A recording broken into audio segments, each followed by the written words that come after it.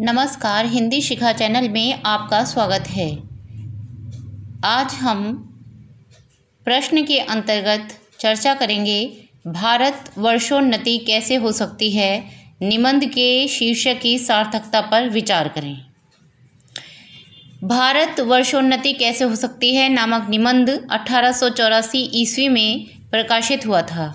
यह निबंध भारतेंदु हरिश्चंद्र द्वारा बलिया के दादरी मेले में दिया गया एक भाषण था और यह दिसंबर 1884 के उनके पत्र हरिश्चंद्र चंद्रिका के अंक में प्रकाशित हुआ था। भारत वर्षोन्नति कैसे हो सकती है शीर्षक की सार्थकता। भारत वर्षोन्नति कैसे हो सकती है शीर्षक की सार्थकता भारतीय समाज की तत्कालीन रूढ़ियों, आलस्य और अंधविश्वासों पर प्रहार करते हुए एकता, शिक्षा, श्रम, आत्मनिर्भरता और स्वदेशी के माध्यम से राष्ट्र की उन्नति का मार्ग प्रशस्त करने की दिशा में लेखक भारतेंदु हरिश्चंद्र की गहरी चिंता व व्यापक चिंतन को प्रदर्शित करता है। यह शीर्षक तत्कालीन भारत की वास्तविक स्थिति का सजग प्रमाण है और भविष्य की इस दिशा निर्धारित करने हेतु एक साहसिक आह्वान है। बार बार हम कह रहे हैं तत्कालीन भारत की स्थिति। 1884 दिसंबर 1884 को यदि आप जाएं, ऐतिहासिक तथ्यों में जाएं तो आप जानेंगे कि तब भारत स्वतंत्र नहीं था। भारत ब्रिटिश शासन के अंतर्गत था। हम उनके गुलाम थे। भारत कब आज़ाद हुआ? 15 अगस्त 1947 को। तो यह शीर्षक तत्कालीन भारत की वास्तविक स्थिति का सजग प्रमाण है और भविष्य की दिशा निर्धारित करने हेतु एक साहसिक आह्वान है। इस निबंध के मूल भाव कुरीतियों को त्याग कर शिक्षित होकर एकता और सहकारिता से आत्मनिर्भर बनने की प्रेरणा है। शीर्षक की सार्थकता को सिद्ध करने वाले मुख्य बिंदु, अब हम इन पर विचार करेंगे। सबसे पहले समकालीन वास्तविकता का सजीव चित्रण। यह शीर्षक तत्कालीन भारतीय समाज की वास्तविक स्थिति को दर्शाता है, जहां भारत के निवासी आलस्य, समय का दुरुपयोग व पतनशील जीवन शैली से ग्रस्त थे। दूसरे नंबर पर जो मुख्य बिंदु आता है शीर्षक की सार्थकता से संबंधित, वह है उन्नति व विकास की दिशा का संकेत। प्रस्तुत शीर्षक तत्कालीन भारतीय समाज में व्याप्त समस्याओं को ही उजागर नहीं करता, बल्कि भारत की उन्नति कैसे संभव है का मार्ग भी प्रशस्त करता है। अर्थात समस्या ही नहीं बताता, उन समस्याओं का समाधान कैसे हो सकता है, यह भी अपने निबंध में उन्होंने दर्शाया है भारतेंदु हरिश्चंद्र ने। तीसरा महत्वपूर्ण बिंदु है शीर्षक की सार्थकता के संबंध में भारतीयों को जागरूक करने का आह्वान।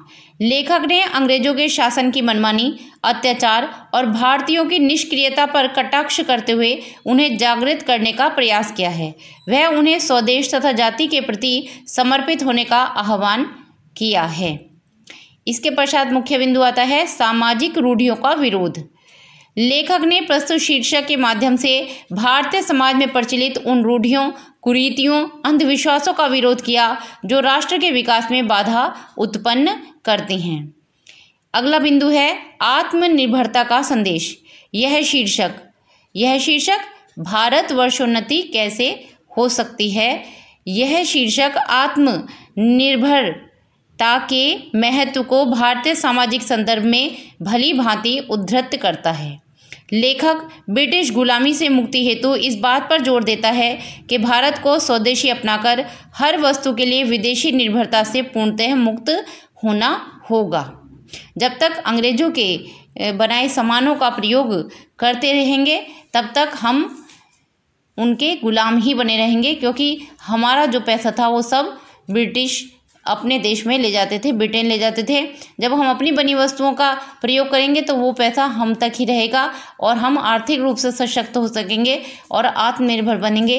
तभी हम इस विदेशी निर्भरता से पूर्णतः मुक्त होंगे। अगला बिंदु है एकता व सहकारिता की प्रेरणा। शीर्षक में भारत वर्षोन्नति शब्द का प्रयोग भारत के सभी वर्गों और जातियों को एकता के सूत्र में पिरोने की आवश्यकता को उजागर करता है जो उन्नति के लिए आवश्यक है। उन्नति, विकास, प्रगति सबके लिए सबसे पहले जो आवश्यक होता है वह होता है एकता का भाव। यदि सभी धर्म, जाति के लोग एकता के भाव से निवास करते हैं तो वह समाज, वह राष्ट्र आगे बढ़ता है। अगर एक दूसरे से घृणा करते रहेंगे, एक दूसरे से लड़ते झगड़ते रहेंगे, तो समाज जो है वो पीछे की ओर पतनशील होता चला जाता है। अगला महत्वपूर्ण बिंदु है और जो अंतिम भी है, स्वदेशी और स्वभाषा की महत्ता का प्रतिपादन। शीर्षक के माध्यम से विदेशी वस्तुओं, संस्कृति, भाषा के स्थान पर स्वदेशी वस्तु और मातृभाषा के प्रयोग पर बल दिया गया है। स्वदेशी वस्तु उस समय सबसे बड़ी क्या बन गई थी आगे आते आते, महात्मा गांधी जी के नेतृत्व में खादी, है ना। तो वो जो खादी थी वो स्वदेशी का एक कहें कि एक ब्रांड बन गई थी। तो उसी के लिए शुरू से प्रयासरत थे हमारे जो साहित्यकार भी रहे, हमारे जो क्रांतिकारी भी रहे, हमारे जो स्वतंत्रता संग्राम के सेनानी भी रहे, जिन्होंने ये पूरा जो आंदोलन जिन्होंने लड़ा है। तो वो उनका कहना था कि स्वदेशी वस्तु और मातृभाषा जो हमारी हिंदी है, तो इसका जितना ज़्यादा प्रयोग किया जाएगा उससे आत्मनिर्भरता आएगी और आत्मनिर्भर बनकर भारत उन्नति के मार्ग पर अग्रसर हो सकेगा।